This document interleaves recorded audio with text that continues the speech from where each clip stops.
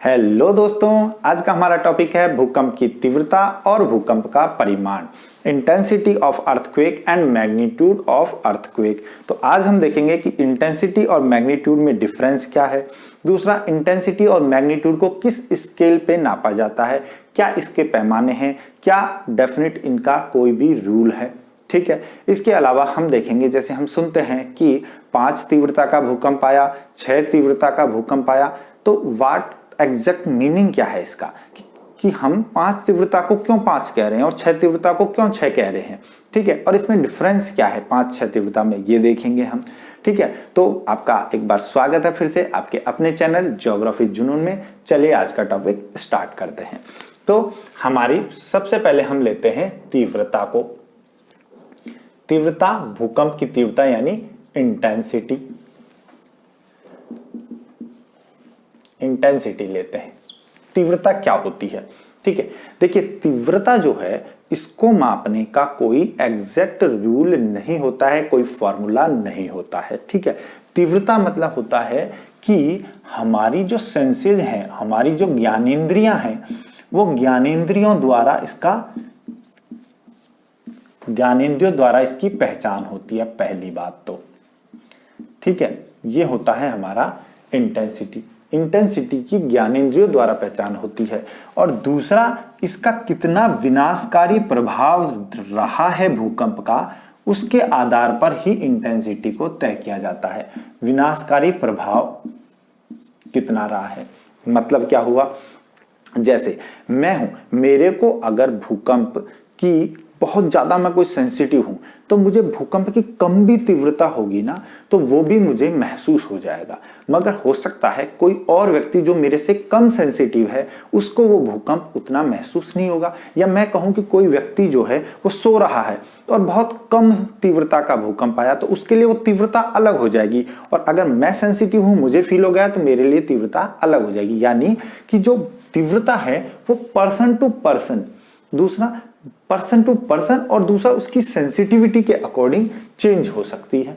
ठीक है, आगे बात करते हैं कि तीव्रता का एक विनाशकारी प्रभाव जो है वो भी पता चलता है। विनाशकारी प्रभाव कैसे, कि जैसे एक कोई भूकंप है, उसका कितना विनाश किया उसने, उसके आधार पर हम आइडिया लगाते हैं कि जैसे बहुत ज्यादा विनाश करते हैं, हम कहेंगे अरे यार ये तो बहुत तीव्र था, बहुत ज्यादा, बहुत तीव्रता का भूकंप था। कम विनाश किया तो थोड़ा कम तीव्रता का था, बिल्कुल कम किया तो इससे तो कुछ हुआ ही नहीं, ये तो बिल्कुल तीव्र नहीं था, बिल्कुल हल्का भूकंप था जो कुछ ज्यादा महसूस नहीं हुआ। ठीक है, तो तीव्रता इस आधार पर हम डिसाइड करते हैं। यानी कि ये जो है वो कैसी है, गुणात्मक है। कोई मात्रा तो हमने दी नहीं ना इसको, ये कैसा है, गुणात्मक है, क्वालिटेटिव है। यह गुणात्मक होता है, क्वालिटेटिव होता है। इसकी क्वालिटी हो सकती है बट क्वांटिटी नहीं हो सकती, यानी यह मात्रात्मक नहीं होता है। ये भी कह सकते हूं मात्रात्मक नहीं है। इसको कोई आप डेफिनेट फॉर्मूला के थ्रू मापन नहीं कर सकते हैं।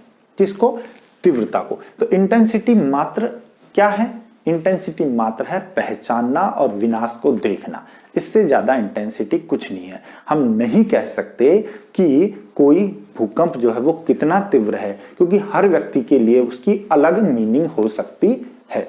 ठीक है, फिर भी इस तीव्रता को मर्केली महोदय ने मापने का काम किया था, इस वजह से इसका नाम है मर्केली पैमाना। मर्केली स्केल पर इसको नापा जाता है। ठीक है, और उन्होंने इस तीव्रता को 1 से लेकर के और 12 तक के डेफिनेट नंबर दे दिए।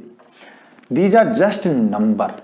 ठीक है, मर्केली पैमाना जो है उसमें जो 1 से 12 तक जो नंबर दे रखे हैं वो सिर्फ नंबर है। इनका मतलब ये नहीं है कि 1 का मतलब तीव्रता है, 2 का मतलब उससे अधिक तीव्रता है, 3 का उससे अधिक तीव्रता है। मगर इसका मतलब ये नहीं है कि जो 1 से 2 के बीच तीव्रता है वो वास्तव में कितना डिफरेंस है, इसका कुछ आइडिया नहीं है। समझ में आया आप? तो 1 से 12 तक ये सिर्फ नंबर है, ये किसी पैमाने से या मैं कहूं कि किसी फॉर्मूला से कोई तरीके से निकाले नहीं गए हैं। ठीक है, अभी इसी को वुड एंड न्यूमैन ने इसको थोड़ा मॉडिफाई किया था नाम वगैरह में। ठीक है, मर्केली ने इसको दिया था 1902 में और वुड एंड न्यूमैन ने इसको 1931 में मॉडिफाई किया था और अब इसको बोलते हैं मॉडिफाइड मर्केली इंडेक्स, MMI। ठीक है, मॉडिफाइड मर्केली इंडेक्स, संशोधित मर्केली पैमाना कहते हैं इसको। ठीक है, MMI। तो आजकल इसका उपयोग किया जाता है वुड एंड न्यूमैन के मॉडिफाइड मर्केली इंडेक्स का। क्लियर है? ये हो गई तीव्रता। ठीक है, तो तीव्रता गुणात्मक होती है, मात्रात्मक नहीं होती है, ये याद रखना है। और याद रखना है कि इसको सिर्फ ज्ञानेंद्रियों द्वारा पहचान और विनाशकारी प्रभाव के आधार पर ही परिभाषित किया गया है। ठीक है, इसके बाद हमारा आता है इंटेंसिटी के बाद हम लेते हैं हमारा मैग्नीट्यूड, कि भूकंप का मैग्नीट्यूड क्या होता है और उसको कैसे नापा जाता है। ठीक है, अब बात करें परिमाण की, तो अब देखिए आप यहां इसका डिफरेंस भी देखते हुए चलना। परिमाण मतलब मैग्नीट्यूड।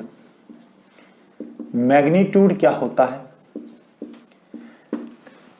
परिमाण जो होता है मैग्नीट्यूड, वह जब भूकंप जहां पे केंद्र है, भूकंप का फोकस है, भूकंप का मूल है, वहां जब भूकंप आएगा तो क्या होगा, एक बहुत अधिक ऊर्जा निकलेगी, बहुत अधिक ऊर्जा निकलेगी, उससे भूकंप तरंगों की उत्पत्ति होगी।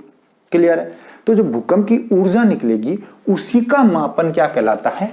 मैग्नीट्यूड। यानी हम कहें कि यह भूकंप ऊर्जा का मापन है। ठीक है, भूकंप की ऊर्जा का मापन है। अब भूकंप की ऊर्जा का मापन है, तो जब ऊर्जा को हम किस में मापते हैं? जूल में या अर्ग में मापते हैं। ठीक है, यानी कि इसका मापन किया जा सकता है, नापा जा सकता है। यानी कि ये कैसा है? यानी ये है मात्रात्मक पैमाने पर नापा जाता है, मात्रात्मक पैमाना होता है इसका।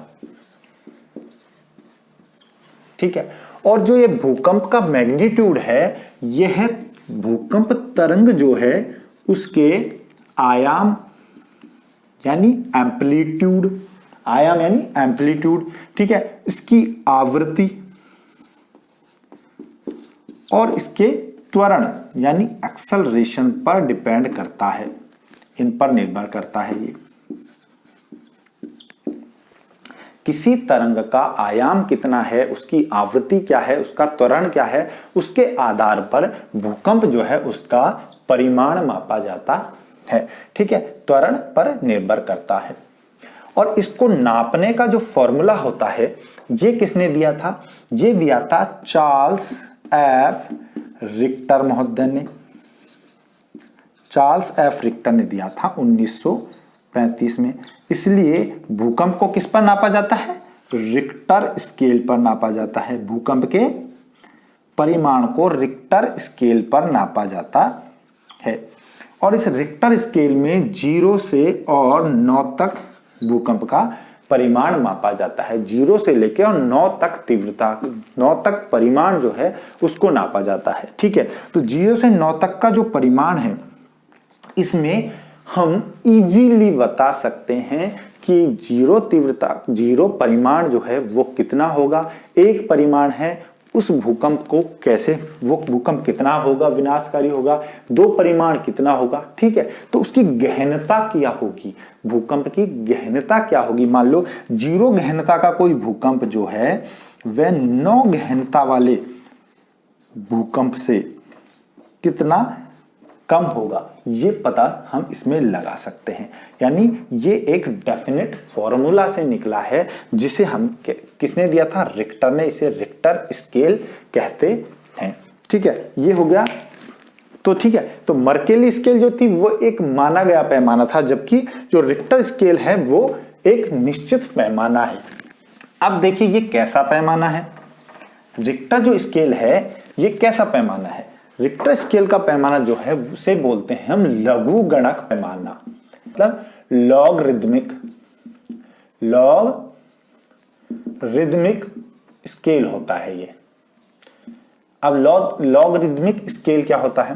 देखिए लॉगरिदमिक जो स्केल होता है उसमें क्या होता है कि मान लीजिए एक गहनता का, गहनता 1 थी, मतलब परिमाण 1 था भूकंप का, उससे देखें तो गहनता 2 के भूकंप यानी कि 2 परिमाण वाला जो भूकंप है उसके मध्य तरंग का जो आयाम है वो कितना बढ़ जाएगा, 10 गुना बढ़ जाएगा, log 10 10 गुना बढ़ जाएगा। और जो 2 से 3 वाले जो परिमाण है उसमें आयाम कितना बढ़ जाएगा, एम्पलीट्यूड, इसमें भी 10 गुना बढ़ जाएगा। यानी हर बढ़ते हुए परिमाण के साथ आयाम 10 गुना बढ़ता जाता है। अब इस आधार पे देखें, अब मैं बात कर दूं डायरेक्ट कि 1 से 3 परिमाण का जो भूकंप होगा उसका कितना आयाम होगा। तो इसका कितना होगा, यहां से 10 गुना, यहां से 10 गुना, तो ये कितना हो गया, 100 गुना अधिक हो गया। यानी 1 परिमाण के भूकंप से और 3 परिमाण के भूकंप में अंतर आ रहा है 100 गुना का। 3 वाला जो है वो 1 वाले से 100 गुना अधिक आयाम वाला होगा। ठीक है, अधिक आयाम होगा, तरंग का आयाम कह सकते हैं। ठीक है, तो इस तरीके से ये बनता जाता है, इसे कहते हैं लॉगरिदमिक स्केल। और इसको CF रिक्टर ने दिया था, रिक्टर स्केल, पहली बात। दूसरा, हम जो एम्पलीट्यूड होता है ये हम कह रहे हैं कि मात्रात्मक पैमाना है, इसको मापा जा सकता है। तो मापा कैसे जा सकता है, आप ये भी देखिए कैसे मापा जा सकता है। इसको मापने के लिए सीस्मोग्राफ का यूज में लिया जाता है, सीस्मोग्राफ को यूज में लिया जाता है। और जो सीस्मोग्राफ है, भूकंप लेखी जिसे कहते हैं सीस्मोग्राम, भूकंप लेखी जो है इसमें क्या है, भूकंप लेखी जो है इस पे हम भूकंप के परिमाण को मापते हैं, तीव्रता को नहीं मापते हैं। इसका मतलब देखिए कि आप न्यूज में पढ़ते होंगे, अभी जैसे हाल ही में हमने सुना कि भूकंप का केंद्र अफगानिस्तान था, 4 तीव्रता का भूकंप था। अब वो उसमें क्या बोलते हैं कि 4 तीव्रता का भूकंप था, 5 तीव्रता का भूकंप था, मगर वास्तव में वो तीव्रता नहीं होती, वो क्या होता है, वो परिमाण होता है, वो मैग्नीट्यूड होता है। ठीक है, मगर क्या है कि कॉमन लेमन टर्म में जब हम बोलते हैं तो उसको समझना मुश्किल होता है। परिमाण, जैसे मैं कह दूं कि न्यूज चैनल वाले कहें कि 4 परिमाण का भूकंप आया, तो आम आदमी समझ ही नहीं पाएगा कि परिमाण क्या होता है। इसलिए क्या बोलते हैं कि 4 तीव्रता का आया, तो वो सिंपल हो जाता है, वही तीव्रता का आया। ठीक है, तो वो भूकंप लेखी पे हम परिमाण को माप सकते हैं। और जो न्यूज चैनल में जो बोलते हैं वह तीव्रता नहीं परिमाण होती है, वही डेफिनेट नंबर होता है। ठीक है, तो भूकंप लेखी पे परिमाण को नाप सकते हैं। अब भूकंप लेखी पे और भी हमें बहुत सी चीजें पता चलती हैं। सीस्मोग्राम जो होता है उस पे हमें क्या क्या पता चलती है, इस पे हमें पता चलता है कि भूकंप का केंद्र कहां था, फोकस कहां था इसका, वो हमें इस पे पता चलती है। भूकंप लेखी पे 4 चीजें पता चलती हैं। इसके अलावा हमें पता चलता है कि भूकंप का जो केंद्र था उसकी धरातल के नीचे यानी भूगर्भ में गहराई कितनी थी, किसकी, केंद्र की गहराई कितनी थी, कितनी गहराई पर भूकंप आया था। ठीक है, तो भूकंप केंद्र जो है उसकी डेप्थ क्या थी ये पता चल जाता है। इसके अलावा इससे पता चलता है, एक मैंने बताया आपको मैग्नीट्यूड का इसमें पता चल जाता है, मैग्नीट्यूड इसमें पता चल जाता है। ठीक है, और इसके अलावा इसमें पता चलता है भूकंप में कि जब केंद्र हमें पता है, गहराई पता है, मैग्नीट्यूड पता है, तो इसकी अवधि भी पता चल जाएगी। यानी मैं कहूं इसकी ड्यूरेशन। ठीक है, इसकी ड्यूरेशन भी पता चल जाएगी कि कितने समय तक भूकंप हुआ। क्यों, क्योंकि देखिए सीस्मोग्राम जो होता है उस पर भूकंपीय जो तरंगे हैं उनका अभिलेखन होता है ऐसे ऐसे अभिलेखन होता है। तो जब तक भूकंप आएगा तब तक कंटिन्यूस पे ऐसे अभिलेखन, ऐसे ड्राइंग होता रहेगा। तो जब ये होता रहेगा तो उससे हमें भूकंप की ड्यूरेशन का भी पता चल जाएगा कि कितने टाइम तक भूकंप आया है। ठीक है, तो सीस्मोग्राम पे इसको देखा जा सकता है। तो ये हमारे भूकंप का मैग्नीट्यूड हो गया और भूकंप की तीव्रता हो गई। मैंने रिक्टर स्केल आपको बताया और मर्केली स्केल आपको बताया कि मर्केली स्केल और रिक्टर स्केल में क्या डिफरेंस है, तीव्रता क्या है और परिमाण क्या है भूकंप का। ठीक है, अब देखिए हम क्या करते हैं कि भूकंप की तीव्रता और भूकंप के परिमाण उसको हम एक डिफरेंशिएट करके देखें कि अगर परिमाण मान लो कोई डेफिनेट नंबर में मैं दूं कि परिमाण मान लो 4 है तो उसकी तीव्रता कैसे होगी और उससे हमें क्या क्या धरातल पर हम देखेंगे, तो क्या क्या हमको उससे मेजर चेंजेस धरातल पर दिखाई देंगे, वो कैसे प्रकट होगा। ठीक है, तो ये एक इंडेक्स है। इस इंडेक्स में हमने देखा है कि इंटेंसिटी जिसे हम देख रहे हैं मॉडिफाइड मर्केली इंडेक्स से इंटेंसिटी को देख रहे हैं, और जो मैग्नीट्यूड है हमारा परिमाण, उसको हम देख रहे हैं रिक्टर स्केल पे, और उसकी वजह से हमने इंटेंसिटी को एक नाम दे रखा है, और इसकी वजह से क्या क्या हमें दिखाई देंगे लक्षण, वो हम यहां देखते हुए चलेंगे। ठीक है, तो इस पे से देखिए कई बार डायरेक्ट क्वेश्चन भी आया है, मैंने देखा है कि कई बार क्वेश्चन ऐसे पूछ लिया जाता है कि जो प्रबल भूकंप होता है वो कितने मैग्नीट्यूड का होता है। ऐसे क्वेश्चन पीजीटी वगैरह एग्जाम्स में मैंने देखा है, ऐसे पूछा जाता है कि प्रबल भूकंप कितनी तीव्रता का होता है। तो ये आपको याद रखना है कि प्रबल भूकंप है उसका परिमाण कितना होता है, ये पूछा जाता है 4.9 से 5.4। तो एक एक को हम देखते हैं। तो मान लीजिए कि मॉडिफाइड मर्केली जो हमारी इंडेक्स है उस पर एक तीव्रता का भूकंप है। ठीक है, एक तीव्रता का भूकंप है तो उसका मैग्नीट्यूड कितना होगा, उसका मैग्नीट्यूड होगा 3.5 से कम। 3.5 से कम, 0 से 9 होता है, 3.5 से कम हो जाएगा हमारा रिक्टर स्केल पर एक इंटेंसिटी वाला भूकंप, और उसका नाम दिया जाएगा यांत्रिक भूकंप, यानी इंस्ट्रूमेंटल, यांत्रिक या इंस्ट्रूमेंटल भूकंप। और ये जो भूकंप होगा इसका लक्षण क्या होगा कि ये हमें पहचान में ही नहीं आएगा। ठीक है, पहचान ही इसकी नहीं हो सकती है, मतलब इसको सेंस ही नहीं कर सकते हैं। जो एक इंटेंसिटी का भूकंप होगा या 3.5 से कम रिक्टर स्केल पे जो होगा वो यांत्रिक भूकंप होगा और इसकी पहचान नहीं हो सकती। दूसरा जो होगा सेकंड वाला, जो सेकंड इंटेंसिटी का जो भूकंप होगा, तो इंटेंसिटी का जो भूकंप होगा उसका रिक्टर पैमाने पे वो 3.5 मैग्नीट्यूड होगा और उसे नाम दिया जाता है क्षीण या फीलेबल। फीलेबल या क्षीण, बिल्कुल नाम मात्र का। और इसको भी केवल संवेदनशील जो व्यक्ति हैं वो ही इसको सेंस कर सकते हैं, बस।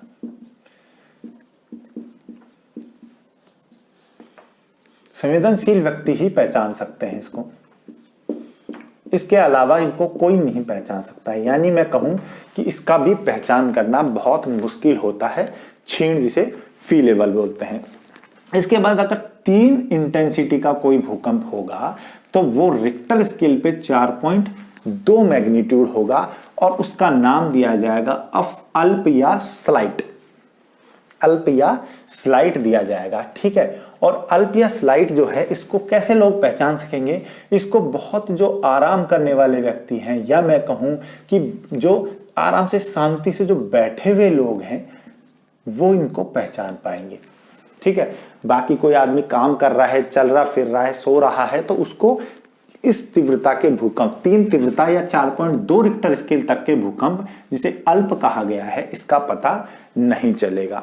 इसके बाद जो चौथा तीव्रता है, 4 तीव्रता का जो भूकंप है, उसको रिक्टर स्केल पे दिया जाएगा 4.3।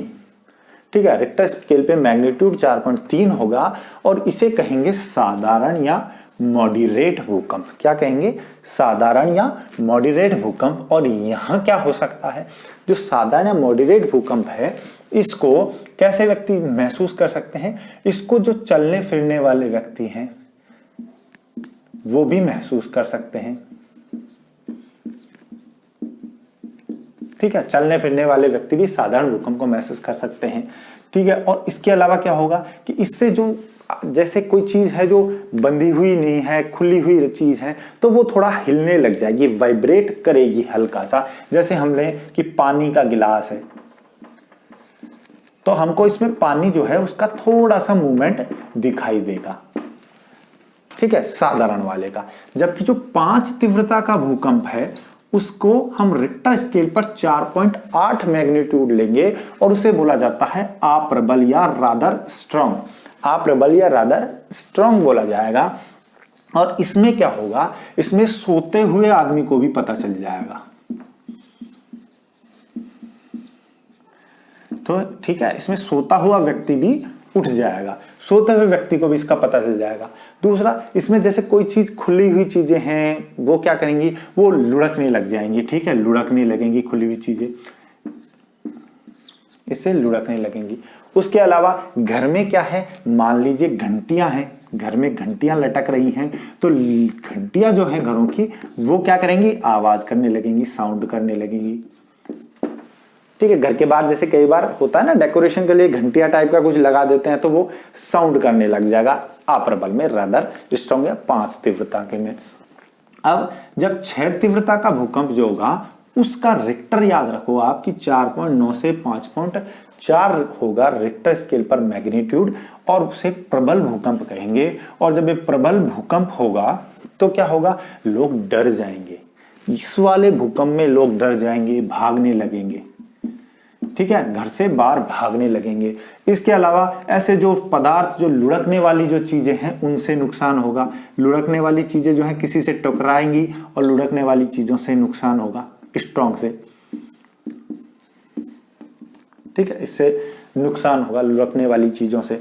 और क्या होगा, घंटियां जोर जोर से बजने लगेंगी, ठीक है। और क्या हो सकता है इसकी वजह से भय का माहौल बन जाएगा, जो प्रबल होगा स्ट्रॉन्ग वाला, इससे क्या बनेगा, भय का माहौल बन जाएगा। इसके बाद जो 7 जो होगा हमारा इंटेंसिटी का, जिसको रिक्टर स्केल पर 5.5 से 6.1 में नापेंगे और उसे कहेंगे वेरी स्ट्रॉन्ग, अति प्रबल, ठीक है। यांत्रिक, क्षीण, अल्प, साधारण, अप्रबल, प्रबल और अति प्रबल, ये याद रखना, वेरी स्ट्रॉन्ग।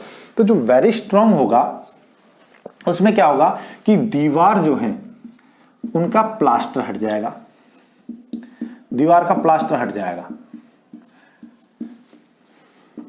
ठीक है। तो इसमें क्या हो जाएगा, दीवार का प्लास्टर हटने लग जाएगा, ठीक है। और जो ऐसे जो खुली हुई चीजें हैं वो आपस में टकराने लग जाएंगी। इसके अलावा क्या हो सकता है कि कहीं कहीं पर क्या हो सकता है, दीवार जो है उनमें दरार भी आ सकती है, दीवारों में दरार आ जाएगी, ठीक है। तो 7 जो होगा उसमें 7 वाले में दीवारों में दरार पड़ने लग जाएंगी, प्लास्टर टूटने लग जाएगा।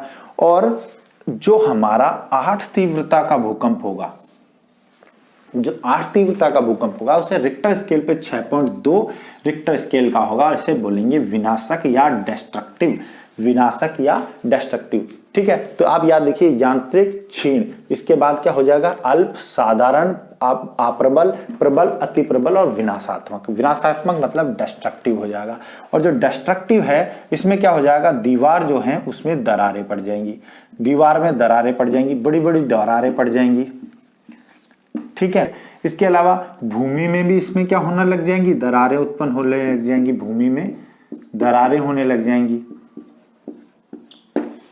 दीवारों में दरार पड़ने लग जाएगी, भूमि में दरार पड़ने लग जाएंगी। इसके अलावा क्या हो जाएगा, इसमें पाइपलाइन वगैरह टूटने लग जाएंगी, पाइपलाइन वगैरह टूट जाएंगी, ठीक है। 8 में जो हमारी 8 इंटेंसिटी का 6.2 रिक्टर का होगा इसमें ये सब देखने को मिलेगा। जो 9 इंटेंसिटी का होगा जिसे 6.2 से 6.9 रिक्टर मैग्नीट्यूड कहा जाएगा, उसे कहेंगे विनष्टकारी या रुइनस, विनष्टकारी या रुइनस कहेंगे।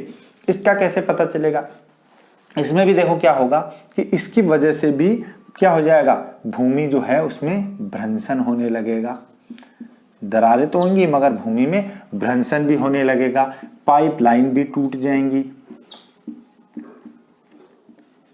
ठीक है।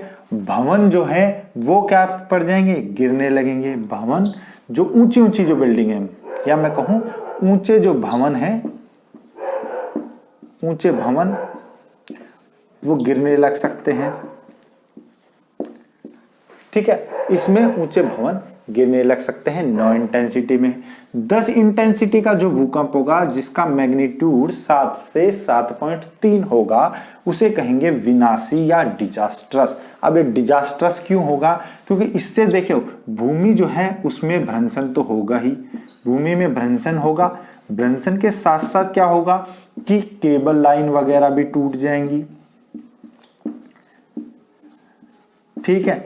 इसके अलावा बांध जो है वो भी टूटने लग जाएंगे, बांधों की दीवार टूट सकती है। इसमें 7 से 7 पॉइंट तीव्रता का जो भूकंप हुआ, बांधों की दीवार टूट जाएंगी।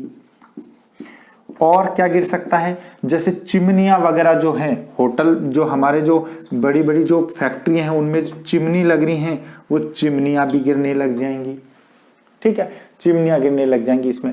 जबकि जो 11 जो इंटेंसिटी का भूकंप होगा उसका मैग्नीट्यूड होगा 7.4 से 8.1, उसे बोलेंगे अति विनाशी या डिजास्टरस। इसमें क्या होगा, देखो इसमें क्या होगा, बाढ़ आ जाएगी, बाढ़ आ जाएगी।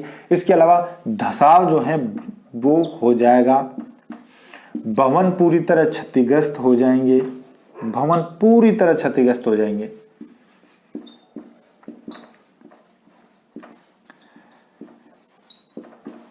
ठीक है, इसके अलावा क्या हो सकता है कि जहां कहीं भी एनर्जी के हमारे जैसे कोई पेट्रोल के भंडार हैं, ठीक है, तो उन भंडारों में भी आग लग जाएगी बहुत ज्यादा, क्योंकि सब में क्या होगा, तोड़ फोड़ होगा, बिजली के खंभे वगैरह सब पूरी तरह गिर गए हैं तो आग लग जाएगी। और इंटेंसिटी 12 का जो भूकंप होगा, जो 8 से या 8.1 से अधिक मैग्नीट्यूड का होगा, उसे कहेंगे प्रलयकारी, कैटास्ट्रॉफिक। और उसे प्रलयकारी क्यों कहेंगे, क्योंकि यहां पर क्या होगा कि जब अचानक 8.1 तीव्रता से अधिक मैग्नीट्यूड का जब भूकंप आएगा तो उसकी वजह से क्या होगा, धरातल के सारे जितने भी पदार्थ हैं वो एक बार ऊपर उछलेंगे। ठीक है, धरातल के जितने भी पदार्थ हैं वो सब क्या करेंगे, ऊपर उछल जाएंगे, जितनी भी चीजें हैं वो ऊपर उछलेंगी। और उसके अलावा फिर क्या होगा कि इसमें क्या होगा कि धसाव जो है, सारी चीजें जमीन में धंस जाएंगी, जमीन में फिर धंस जाएंगी। क्यों धसाव हो जाएगा, क्योंकि इसमें बहुत तेज मैग्नीट्यूड है, जमीन में धसाव होगा, सारे पदार्थ नीचे चल जाएंगे और पूरी तरह से क्या हो जाएगा, जलमग्न हो जाएगा। वह क्षेत्र जहां 8.1 से अधिक मैग्नीट्यूड का क्षेत्र आएगा, का भूकंप आएगा, वो पूरी तरह से जलमग्न हो जाएगा। ठीक है, तो ये देखिए, ये हमने बताया आपको एमएमआई के आधार पर इंटेंसिटी और रिक्टर स्केल पे आधार पर मैग्नीट्यूड, कि किस इंटेंसिटी के जो भूकंप आएगा उसको क्या रिक्टर स्केल देंगे और उसका नाम देखिए। ये नाम सब क्या दिए हैं, जैसे ये देखिए, जैसे मैं कहूं कि अति प्रबल है तो मैंने एक नाम दिया है, किसके आधार पर, इंटेंसिटी को नाम दिया है कि एक अति प्रबल इंटेंसिटी है, मगर उसका मैग्नीट्यूड 5.5 से 6.1 कुछ भी हो सकता है। यदि मैं कहूं कि 5.7 मैग्नीट्यूड है तो भी वो अति प्रबल है और 6.1 है तो भी अति प्रबल है, यानी कि है तो उसकी हमने इंटेंसिटी तो 7 दे दी है मगर उसका मैग्नीट्यूड अलग है, यानी कि कितनी भी मैग्नीट्यूड का आए 5.5 से 6.1 तक का वो एक जैसा ही महसूस होगा और उसको अति प्रबल कहेंगे। ठीक है, तो ये जितने भी हमने देखे लक्षण जो देखे हैं ना, ये सारे लक्षण हमने किसके देखे हैं, ये सारे हमने इंटेंसिटी के लक्षण देखे हैं, जो हमने देखा है, विनाश देखा है, या जिसे हमने ज्ञानेंद्रियों से फील किया, जैसे पहचान नहीं होना, संवेदनशील व्यक्ति द्वारा पहचान होना, तो ये सब क्या है, इंटेंसिटी है।